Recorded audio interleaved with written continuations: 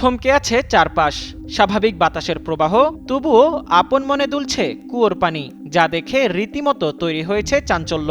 পানির দোল খাওয়ার রহস্য বের করতে মরিয়া বিভিন্ন সংস্থা। তবে অলৌকিক কারণে পানির এমন আচরণ, নাকি আছে বৈজ্ঞানিক কোনো ব্যাখ্যা, এমন নানা প্রশ্ন ঘুরপাক খাচ্ছে স্থানীয়দের মাঝে।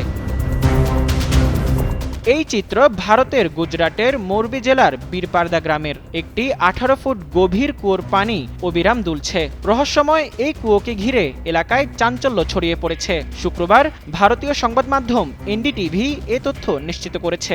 AKS অর্জন করল গিনেস ওয়ার্ল্ড রেকর্ডস। AKS স্থানীয় বাসিন্দাদের মতে দুদিন আগেও একই ধরনের ঘটনা ঘটেছিল।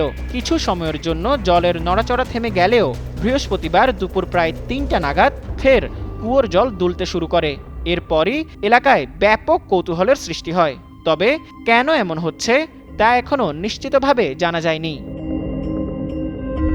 তবে স্থানীয় কয়েকজনের ধারণা, মোরবি ভূমিকম্প প্রবণ এলাকায় হওয়ায় মাটির নিচে কোনো নড়াচড়া বা পরিবর্তনের সঙ্গে এর সম্পর্ক থাকতে পারে। তবে এই বিষয়ে প্রশাসন বা বিশেষজ্ঞরা এখনও কোনো সরকারি ব্যাখ্যা দেননি।